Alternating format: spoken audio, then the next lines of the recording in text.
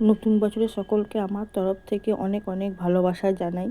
আমি দেখুন আজকে একটা নতুন রেসিপি তৈরি করব, যেটা আগে আমি নিজেও কখনো করিনি জানেন। এই ফুলকপি আর বাঁধাকপিগুলো শুকাচ্ছিল, এবার সেই জন্য এগুলোকে একটা ব্যবস্থা করতে হবে। তাই কি করি ভেবে এই একটা করলাম। হ্যাঁ, এটার নাম কি দেবো আমি নিজেই জানি না। আপনারাই এর একটা নাম দিয়ে দেবেন জানেন। এটা যেন পনির পনির যদি দিই তাহলে বলতে পারতাম যে পনির টোস্ট করলাম, সেটাও তো দিইনি। সেই জন্যে আর বাদামও নেই যে একটু বাদাম দিয়ে দেবো। হ্যাঁ, লাল ছোটো ছোটো যে বাদামগুলো হয় না, সেগুলো যদি দেওয়া যেত ভেজে, বেশ ভালোই হতো জানেন। এদিকে আমি ময়দাটা দেখুন মেখে নেব। একটু অল্প করে কালো জিরে দিয়ে দেবেন, তাহলে টেস্টটা একটু বেশি ভালো হয়। আর তেলটাও দেখলেন তো আমি একটু বেশি দিয়েছি, কারণ ময়ানটা যদি ভালো না হয় তাহলে কিন্তু মুচমুচে হবে না। ময়ানটা দেওয়ার জন্য একটু তেলটা বেশি লাগে।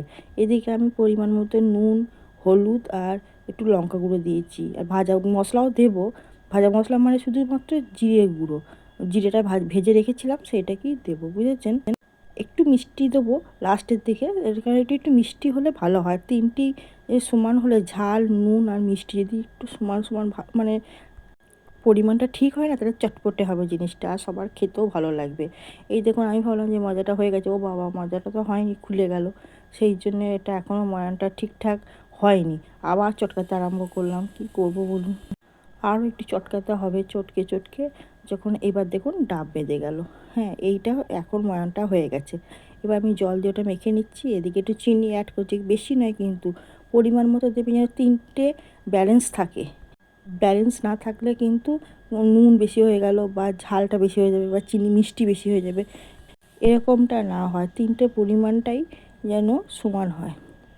এবার ময়দাটা যেমন আপনি পরোটার মতো বেলে নেবেন। আমার ট্যাড়া ব্যাকা হলে অসুবিধা কিছু নেই জানেন তো। আমাকে শুধু ওই লেপের ভেতরে যেমন সব মুড়ি দিয়ে শীতকালে শোয়া হয়, কোনো কিছু যেন না বেরিয়ে যায় সেরকম যেমন ভাবি, ঠিক এটাকেও সেরকম। আমার শুধু চাপা দেওয়া নিয়ে কথা, বুঝেছেন তো। শেপটা আপনারা অন্যরকমও করতে পারেন, শুধু যাতে মশলাটা না বেরোয় সেই ব্যবস্থাটা আপনাদের করতে হবে।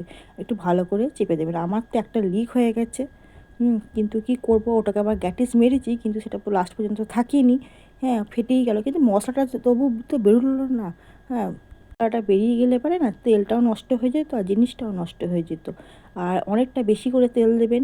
হ্যাঁ, এবারে ডুবু কড়াইয়ে যদি পারেন তো একটু করবেন। হ্যাঁ, মানে যেগুলো একটু গর্ত গর্ত মতো থাকে না কড়াই, ওইটা করবেন। ফ্ল্যাট কড়াইয়ে না করারই চেষ্টা করবেন। আমি করে দেখুন না কেমন হয়েছে, কতখানি তেল দিলাম, তাতেও ঠিক হলো না। আরও যেন সেই তেল দিলে ভালো হতো।